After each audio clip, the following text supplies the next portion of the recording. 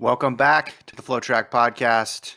I'm Kevin. He's Gordon, recording this on a Friday afternoon here to make way for a busy morning in the running world. Gordon, cross country, road races that took place on bike paths. What more could you want? Yeah.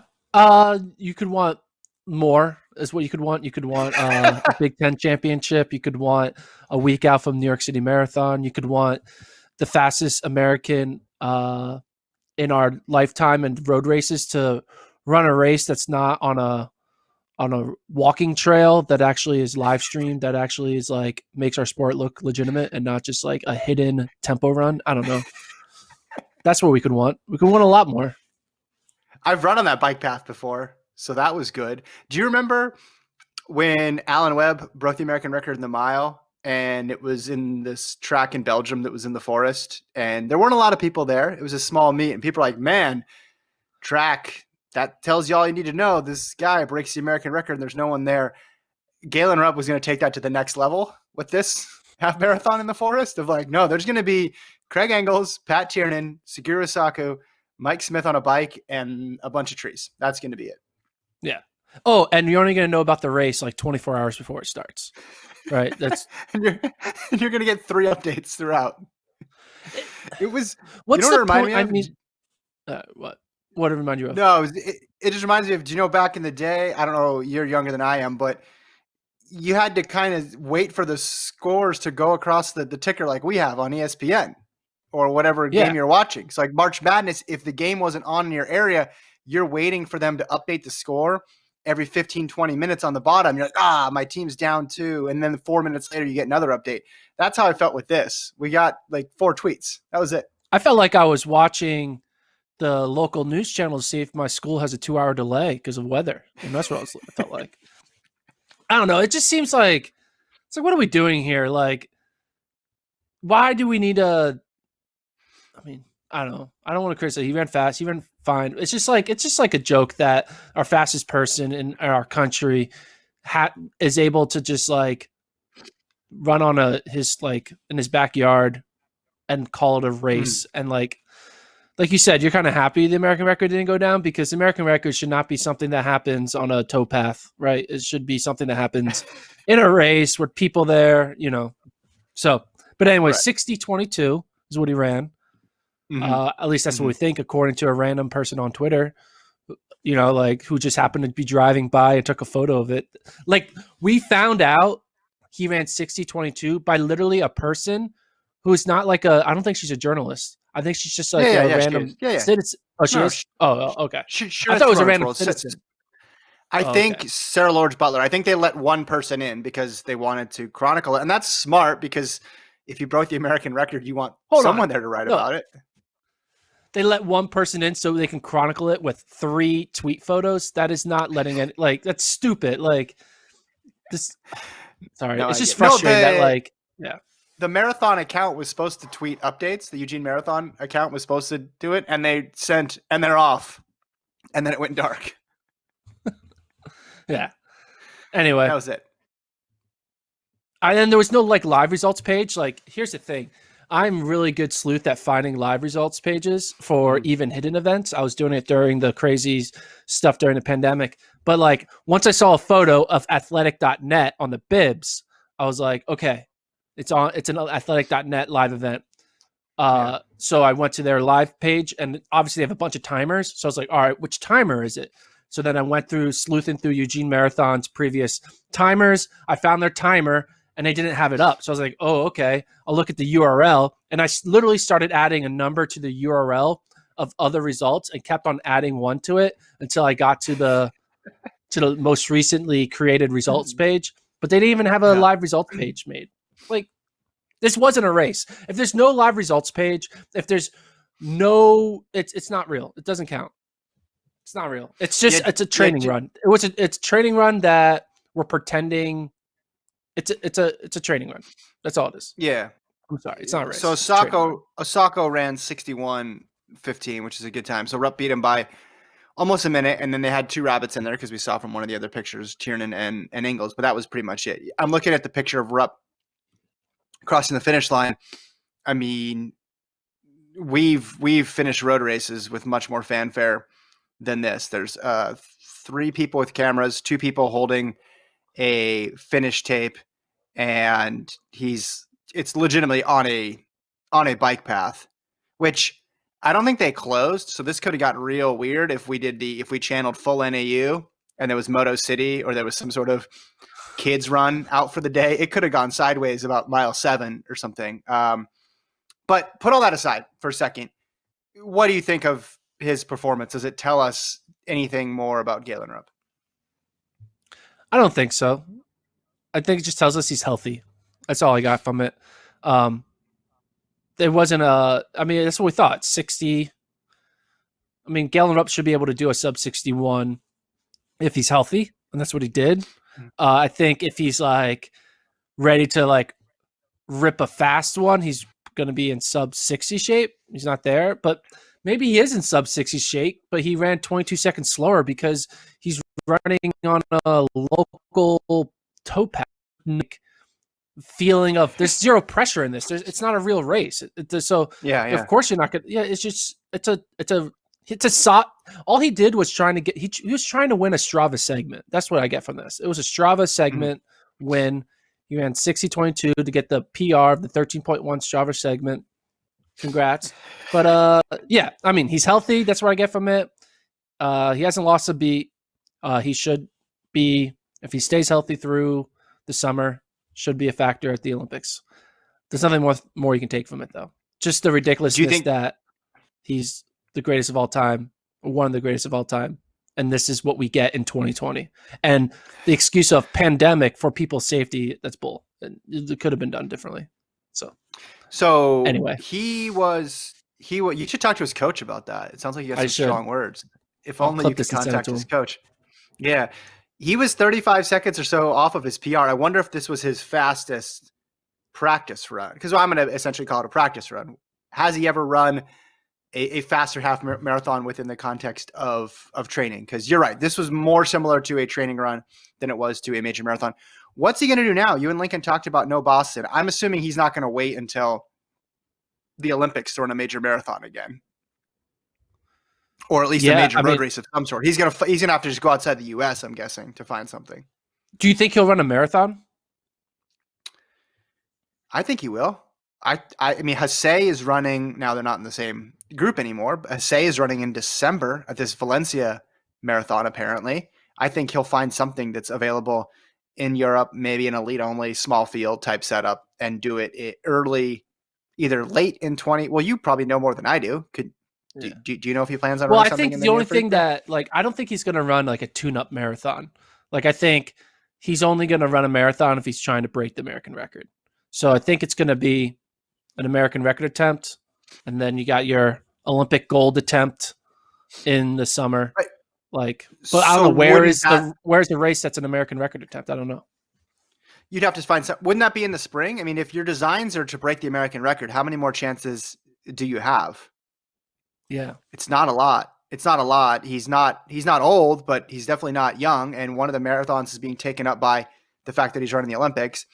Once Boston does get going, he's going to have a huge incentive to run Boston and maybe New York. Those aren't, well, if the wind is going the right way in Boston, but those aren't record-setting courses. Yeah. So how many more chances is he going to have to run a Berlin, a Chicago, a Prague, or something quick like that? I could see him going back, if it's available, to the Czech Republic. Of course, that's where he ran his PR in May of 2018. So if they're keeping it in the same time frame, that's kind of probably a little too close to the Olympics, but maybe something in Europe would be a good fit for him in the spring. Yeah. Late winter. I don't know. It'd be great to find out. And not just figure it out through tea leaves, right? So again, if only we had. Sorry for being super negative on this thing. It's just like, imagine if, like, you know, it's just like imagine if Usain Bolt ran a 100-meter dash somewhere random, and the only way we found out about it was someone took a photo of the finish line with a text like, "There's no results anywhere." It's just You're saying you would have rather not known about it, basically. You can go ahead and do this thing, but I'd rather not know about it. Yes. I would rather, because say like they can't. I get it. It is. Trust me, I 100% get it. It is very hard to live stream road races, cross country races, and they maybe just didn't have the ability to do that, especially on a course that couldn't have like a cart, right? So it's a lot harder to film. Mm-hmm. So I get that. But what they could have done, they don't tell anyone. He runs it, Mm-hmm. right? Because Yeah. they didn't need to tell anyone. All you need to tell is the timers. Like Yeah. this could have. You don't tell anyone. You put an embargo on the result, and then literally they have and then like at 5:00 today, they put up the video archive and then like watch it and find out. Yeah. And the only people who know the result are like 12 people, the timers, the one journalist they let in, the coaches, and that's it. Like they should have done that. I would have been not upset at all. I would have other reasons to be upset, but I wouldn't be upset at all. Yeah, and they did that with that first edition of the Big Friendly, didn't they? If I'm remembering that correctly. Yeah. Well, this is a different group, though, right? I think it's being done through the Eugene Marathon. You're right, but it's the same area. They could talk to them about it. I get why you can't tell anybody. You have to keep it on wraps with this. With the track stuff, I think that's a little more cautious. With this, it's like he's literally on a tiny little bike path. You don't want to tell people and then have a bunch of 15-year-olds in Oregon going out there and getting in the way because he does have fans. I would respect that if he ran this time with a bunch of people out, be like, Rupp, and then like free NOP and all that stuff. It would have been great. This'll make you feel better. According to Sarah Lourdes Butler from Runner's World, who's saying, according to Ian Dobson, who works for Tracktown USA, maybe is he the director of the Eugene Marathon now? I'm not sure. Former runner, Stanford, et cetera, et cetera.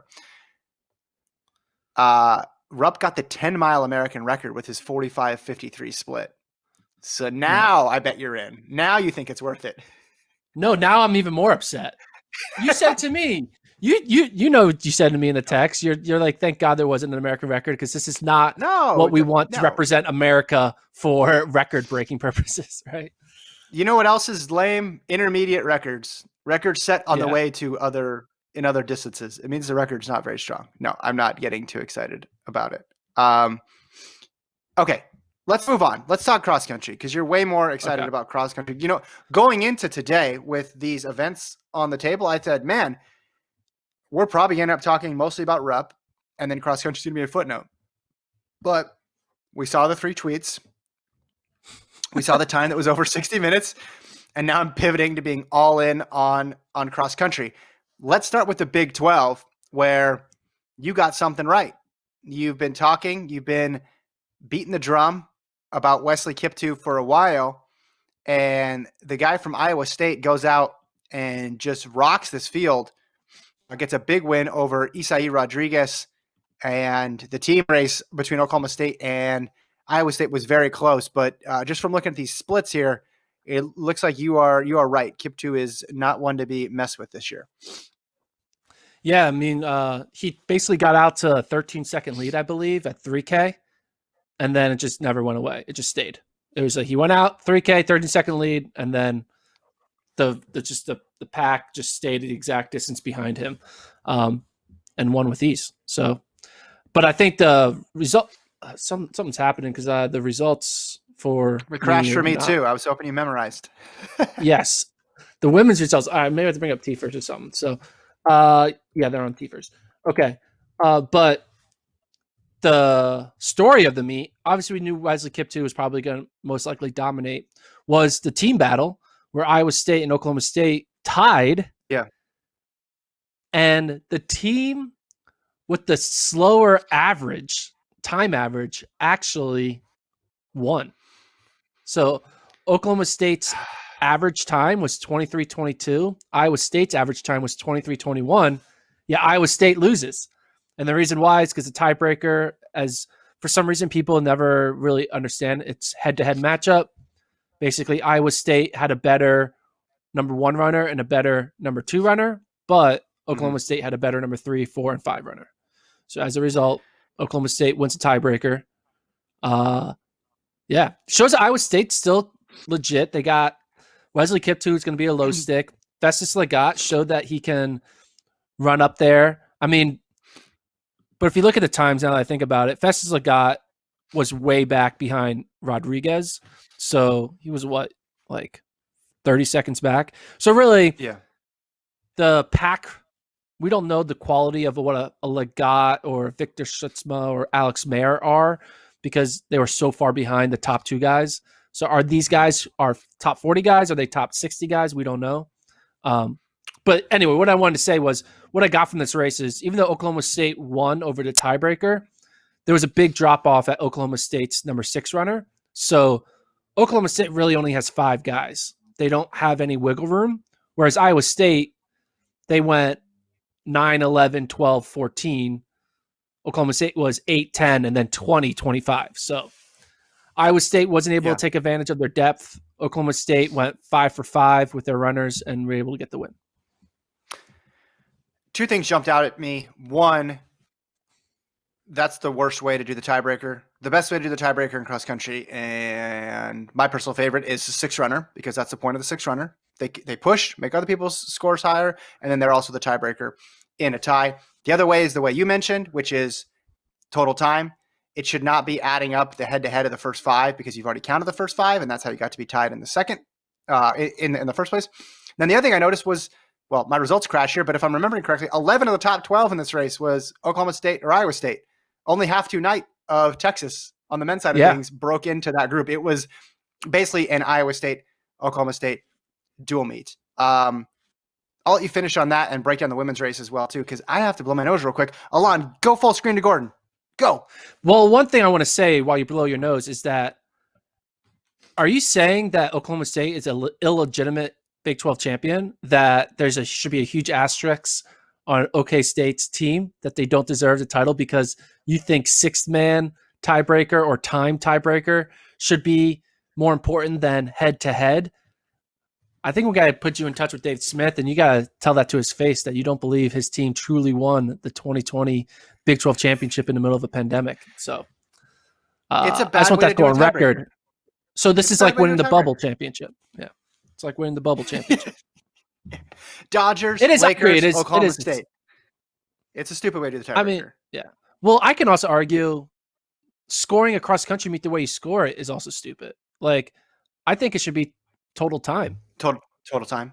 Yeah. Yeah. I don't. I like adding it up. I think it's fun because then you can figure it out right away and it's interesting. But there's no reason why it should be head to head, especially when the whole purpose of 6 and 7 is that they serve as tiebreakers and pushers. That's the whole point. Well, I like it. Well, that's not the whole point, though. Literally, because they're not here to serve as tiebreakers because it's not the tiebreaker. Who decided that's the whole In point? high of the school, it 6 man? is. Well, in high school, so it is. high school decides how we do cross country. A lot of times, Who high school does decides? things wrong. In this case, they do it right. It does not. Why are you counting? Why are you using the same method that got you to the tie in the first place to break the tie? It's like saying we're tied at the end of regulation in a basketball game. So instead of going to overtime, we're just going to see who won the most quarters. It's completely pointless. You would never do that because the quarters are part of what got you to the tie in the first place. This is silly. You have 6 and 7 there for that reason. I mean, you never get to 7. I guess if both teams' number 6 runner were in a dead heat across the line, then you could go to 7. But the point of 6 is this. But I'll listen to your perspective of total time because that's perfectly valid too. If you want to do a tiebreaker on that, but this is the so if there's a worst tie way in to like do it. Yeah. Well, tiebreakers in general, there are no good. Basically, they should redo the system where you can't tie. That's what they should do. They should come up with a way where it's physically you're not able to tie. Like the Supreme Court should have an odd number of people, right? Or like their electoral college should not be able to result in a tie, which it can, which would be awesome if it happened because let me tell you, it would be fun. Chaos if it was 269 to 269. Am I right? But you just gotta admit the ridiculousness of it would be crazy. Well, but they shouldn't be able to get a tie in cross country. What's the clean? But there's a clean way to do it. The 6, because there's the odds of a 2 team 6 runner tying across the finish line are 0, and you would know right away. There wouldn't need to be anything drawn out. It'd be pretty simple. You look at 6, and in this case, it would be Iowa State, right? Yeah, it is. Yeah, but even if Oklahoma State won I Huge. like how I'm a this huge was. Sudbury guy. Yeah, He's from I Las don't know, Vegas. man. So am I. Who decides these rules? I mean, the You NCAA can't does. actually like this. You can't. Yes, the competition committee, I'm sure, does it. You can't actually like this way to break a tie in cross country. You think this is the best Well, way? okay. Here's the thing, though. The only people that matter are your 5 scorers, right? No, it's a team sport. Everybody matters. Yeah, the 5 people. Yeah, the 6 and 7 are the bench are like the bench team. It's like Hey, they don't count. They're not scoring. sometimes They sit on the bench. They're not starting 5. Like somebody Jarek fouls Dudley out. is not important to the Lakers championship. Sometimes someone fouls out and goes in. Okay, did you talk about the women's race or no? No, we didn't. You were no. So Okay. Callie Logue won as expected. She won pretty convincingly. Mm, Iowa State also won. There wasn't really much of a race. Taylor Rowe, who was second to Whitney Orton at the Oklahoma mm, State invite, held her own. She finished second, runner up. So Taylor Rowe kind of having a good breakout season. So that's good for Oklahoma State. Oklahoma State just didn't have their Molly Bourne, Taylor Summers healthy mm, and ready to go. So maybe Oklahoma State will be a different team when you add those two in to go up with Taylor Rowe and have yeah. a good 1-2-3 punch. But the Big 12 in general on the women's side is kind of in the down year. In general, I mean, the Big 12 is I mean, no conference is like the Pac 12, right? So a lot of conference Yeah. championships really become dual meets, and we literally got one on the men's side. Mhm. But yeah, I'm excited to tell Dave Smith to his face that you don't believe his team truly won because they had a shitty 6th man. I'm excited for that conversation. Tell him a tiebreaker is a flawed. The current tiebreaker system is flawed. It's just Yeah. I will argue this until I'm blue in the face. He doesn't he listen to the pod? He knows. He knows. He Listen, knows. he already doesn't like Lincoln because he called him the D team or B team. So maybe he can put me the C team. That's fine. But it does not make any sense to do tiebreaking that way. I would have said it if the shoe was on the other foot. Nothing personal against Oklahoma State. Okay, I want to talk about the SEC now, SEC Let's championships, do it. because the women's race saw the number 1 ranked woman in not just the NCAA, but I believe the world, according to your rankings, Mercy Chalangat. That's right. Coming in the clutch. Preseason ranking coming through.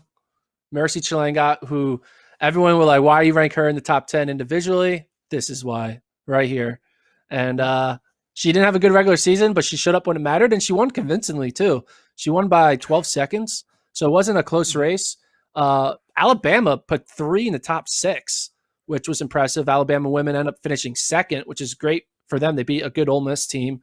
Arkansas didn't really have their dominating fashion. I mean, they still won convincingly. I mean, you probably could have scored their top 6 and they still would have won. Yeah, if you score their top 6, they still win. But they went 4, 7, 9, 10, 11, 15, 16. There just wasn't another team out there that can really compete at Arkansas.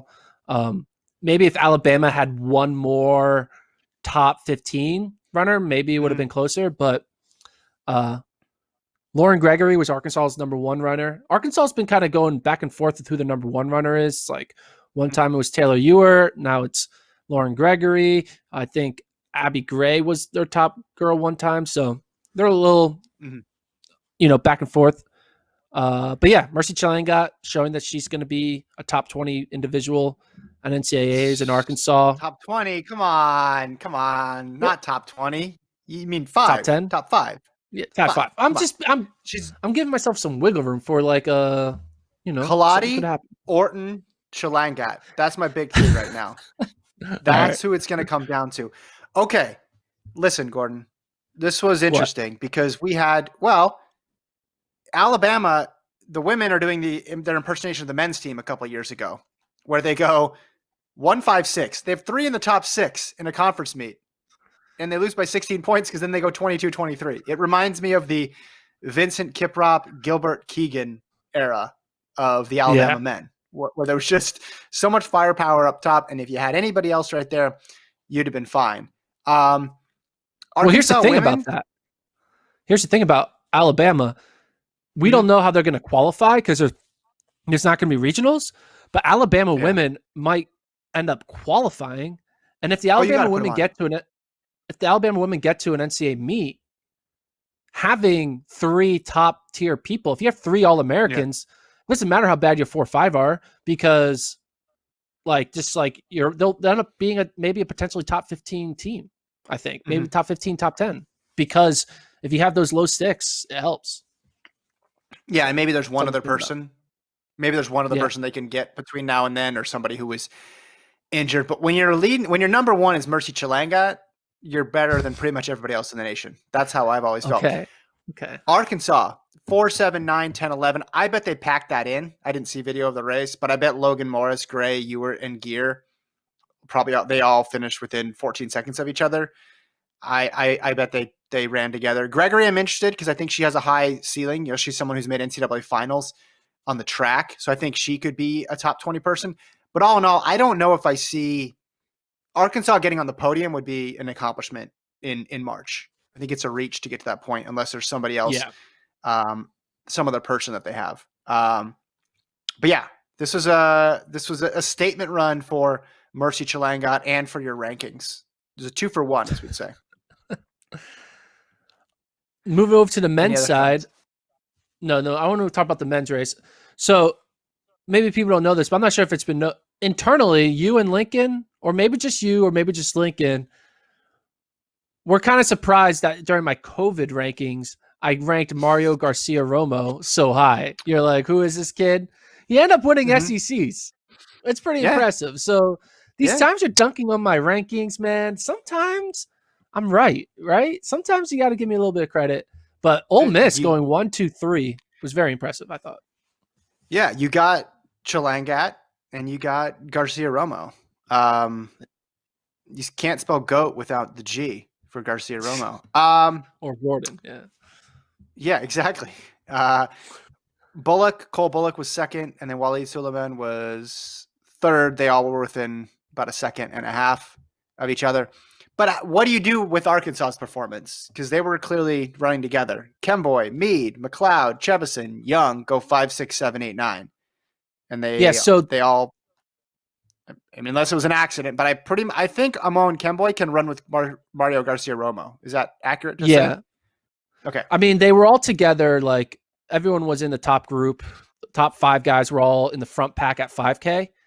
And part of me thinks that probably maybe around 6 or 7K, the Ole Miss guys took off. Yeah. And I have a feeling that the Arkansas guys looked around and saw 3 guys going off. If we just finish all right behind them, we should be fine. Now, I could be wrong, because letting this is similar to the Alabama. Yeah, that's risky. That's risky. Yeah, it's risky. Because you don't know where the 4th man is. I mean, what's the worst thing that could happen? If Ole Miss would have finished 10-11, would they have beaten Arkansas? If they finished 10-11, yeah, they would have won. Yeah, they only lost by 24 points, and they went 22-31. I talked before about the Alabama women being like the Alabama men. But the Ole Miss men take the cake here. 1-2-3, and then 22-31. That's a big to go 1-2-3 and then still lose by 24 points. But I have a feeling they knew exactly what was going on. They were getting good intel, good communication throughout. They must have, because that would have been risky. What's interesting here, though, as well, is if they did take their foot off the gas, why did they take their foot off the gas? What are they saving themselves for at this point? Yeah. It's going to be a couple months before you have another race. Or are they just better? Are those 3 Ole Miss people just that much better than Alabama's top or Arkansas's top 3? Yeah, maybe they just had a bad day. I mean, it's just Amon Kemboy's good. And now we got to remember one of those guys. Yeah. One of those guys would have broken through. Yeah. It's deceiving because Kemboy's good, but this is his 2nd race of the season. He didn't start in the beginning. He kind of came on late. His win 2 weeks ago was a close win. It was just a kick at the end, and so probably was a slower time. Maybe there's something that happened where, you like to chalk it up as they purposely finished like that, but maybe they just got straight up beat. And if they did, that's not a good sign for when they go up against an NAU, BYU, and the Portlands of this world. So I don't know. I still think Arkansas, though, showing They have 5 altogether. They're 6'7". They're a little Not that farther far back back, but either. their seventh man was Gilbert Boyd, who's like legit like a 13-30 guy. So it's kind of crazy. Maybe he's just not as healthy or as fit anymore. And he was I don't 16th. know. Yeah, but So he was like Arkansas 30 seconds back of the pack. Arkansas had 9 people cross the line before Ole Miss had their 4th. Yeah. So maybe that was the intel that their coach was telling the guys at the front. Hey, we have 9 Yeah. before they're 4. I think this will work out. You guys don't need to go. I'm with you. That would have been a really strange coincidence for all those guys to have that bad day all at the same time. That'd have been weird. So Yeah. And I in mean, the exact same way too. yeah. And it's not like they all finished crossing the finish line together. I mean, they're 5, 6, Yeah. 7 were pretty much together. They probably separated in the final 100 meters. And then Yeah. their 8, 9 were together. So there was a little bit of a breakup. But maybe they just let them get too far ahead and they realize, oh, all right, it's out of reach. Let's just cruise in. I don't know. Yeah. Okay, let's close now with the ACC. What'd you think of that meet out there in North Carolina? Nugoose got his win. He was talking about it on the podcast. Happy for him. I don't know if this shows me that Nugoose is a top 7 guy, but I do think he's going to be a top 20 guy. That's what I get from the race. Notre Dame men won. Thomas Ratcliffe, classic DNF. What else can you expect from the good old Thomas Ratcliffe, who just can't seem to put together at the right moments for cross country? But yeah, team scores wise, Notre Dame won by 14. Wake Forest was a impressive 3rd place finish. NC State was 2nd. Virginia 4th. Yeah, I mean, when it's expected. I guess Syracuse kind of had a bad race, finishing 6th, losing to Duke. That's kind of surprising. Yeah, I thought they would be higher up there. You guys talked about Virginia in the preview as well too, but Notre Dame, we could say lives up to your rankings here with 40 points. It's a pretty solid score. Yeah, but again, it's kind of hard to say because it's not the competition. It's easy to look good when the teams you're racing aren't top 15 caliber programs, right? So, Methner, anyway. the Foot Locker champion from last year, was 11th for Notre Dame, and he's Notre Dame's 4th guy. In case you're tracking those incoming freshmen, I know you're particularly interested in one, Nico Young, but maybe Methner will be the freshman of the year. Whoa. I don't know. I'm just throwing Take that it out back. there. I haven't seen Nico Young right now in my COVID era freshman rankings. Methner won, and then Nico All is right. ranked TBD. We'll see where Gotta they run. come out when I update it on Sunday. Gotta run. Women's Gotta side, run. Dominic Claremont won. I was surprised about that. I guess I thought Hannah Steelman was the best NC State runner or Kelsey Camille, but Claremont, the senior, is kind of coming along good. And if you have Claremont running well, Steelman is going to be a top 20. If Camille can get back in it, she's also top 30. Yeah. And then you add in Caitlin Toohey, Marley Starlipper. NC State's going to be a scary team, I think. With a team as deep as NC State, these races are noteworthy, if only from the perspective of you get to see their pecking order. And I never would have thought Claremonte would have been their number 1. And maybe she's not in practice. Maybe this was a huge surprise to everybody. But winning that race by 11 seconds and being the top woman on her team by 22 seconds is a statement because their team is, pretty strong. Camille, surprising that she was there. She was NC State's 4th runner, way down there in 16th. That was, yeah. But this so much is going to change between now and March, especially when you trot in. Did any of NC State's Fab Five run? They're freshmen. I'm looking here. Holt, she's a sophomore. Samantha Bush. Oh, Jenna Schultz ran. So she was 41st for them. So they did have some of their freshman run. But obviously people are waiting to see Tui and Starlipper. Yeah, other teams, Georgia Tech kind of surprised getting second, beating Florida State. Florida State's a good team. I'm not sure if Florida State Yeah.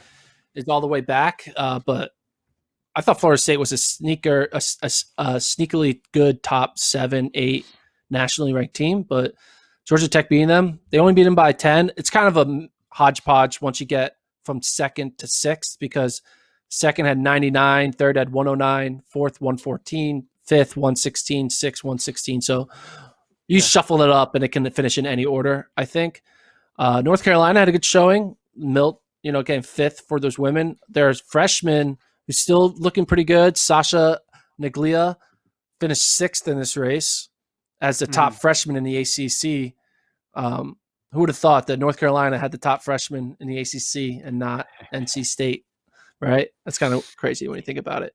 In the But state of North Carolina, yeah. in the state of North Carolina, whoa. Yeah, it's good to see Duke women back. I remember when Duke was like in a rut. They didn't even like have 5 runners sometimes. So them finishing fourth was pretty good. I mean, North Carolina looking good, finishing first, fourth, and fifth in this Mhm. ACC field. I do want to Mhm. take a step back though. So last night I was on the couch, waiting to Mm. go to bed, and my girlfriend JoJo, we were talking about cross country, and I tried to go 12 for 12 in my picks, picking individual and team on these 6 races, and I went Okay. 10 for 12. I went 10 for 12. All right, so I got 10 of them right. I got 2 of them wrong. What do you think the 2 that I got wrong were? So picking So the you're team saying winner and the individual winner for all 6 races, okay, so you and I went 10 for definitely 12. got all right, you definitely got Callie Logue and Correct. you definitely got Wesley Kiptoo. Yep. I'm gonna do the individuals first. Okay. You definitely picked Mercy Chilangat, otherwise you're a coward. I did. You did not pick Garcia Romo, so I think that's one you got wrong. Correct. Okay. Look at you. You're In doing good. the yeah, in the I know the brain of Gordon. All right, that's not a good thing, but I know it. You definitely did not pick Dominique Clermonti, so you got that one There wrong. you go. And that's it. Yeah, and then Those are the 2 I got you wrong. picked all the so you picked all the teams correct. So that's why you like that tiebreaker. That's why you like the Yeah. tiebreaker is because you wanted your Oak State pick to be right. No Yeah. I want integrity. my late night notes pad predicting the 12 winners to go 12 for 12. And I wanted to go 10 for 12 instead of 9 for 12. So that's why. So that is pretty weird. That is pretty weird that in a year with not that much stuff, the result ended up being so predictable. Still, Yeah. not to take any shine off of your accomplishment of making those predictions, but cross country, there's usually some upsets, and with the teams, it sort of went to expectation, and there was Yeah, no, so yeah, one other thing looking at like team wise, I'll be interested to see how these Big 12, ACC, SEC results affect teams that get to go to NCAAs, right? right, right. So obviously you think all the winners were going to go regardless, but is there any team that got second or third that now all of a sudden, oh, you might be going to NCAAs and we kind of weren't thinking about you? So on the women's side of SEC, Arkansas, Yeah, Alabama, Ole Miss, I think we could all say Ole Miss's second place finish is a surprise and we might see them there. yeah, The men's side, Arkansas, Ole Miss, Georgia. It's harder for them to like give any love to Georgia because there's just such a big separation, right? yeah. Well, I think On the Alabama men's, women helped themselves yeah, really well. I think that would be the one. one team I think it's going to hurt themselves is the Oklahoma State women because we talk about Oklahoma State can be good when they Yeah, get their yeah. 2 guns back, but they finished fourth at conferences, Hmm. Right. so it might be harder for Oklahoma State's women's team to be able to run on their home course, which is like crazy to Yeah. think about, right? So Hmm. I imagine this means maybe, Dave is going to have to put on another meet to try to get his women's team another resume point to show like, hey, we're Yeah. better than what we did at Big 12s. Yeah, and I don't know if are you including NC State men on there? As I mean, they didn't win, but I would think that they will get to the meet. I would guess. Yeah. No, I mean, NCC men were good regardless, I would say. Yeah, yeah, yeah. I right. think Wake Let's Forest. play up. Wake Forest getting third. Sorry, I'm one with it. Wake Forest getting third No, at it's okay. ACCs on the men's side was good for them. Speaking of Wake Forest, how did Mini Tiernan do? Let's see. Mini Tiernan. Well, his brother was pacing one of the greatest American record attempts of all time. I know. This So was where a did big day Jack in their finish? house. 31st. There you go. Cool. All I was going to say was that we have so much time next week because, next week will be the slow week to just dive into who was the best third place team at conference. Which second place Good team point. could still help themselves? So Good point. we have Good plenty of point. time to dissect. Let us know what you think. If you have questions about Gordon's rankings, FloTrack Podcast at gmail.com. Thank you, Gordon. Thank you to Alon for producing. We will talk to you guys next week.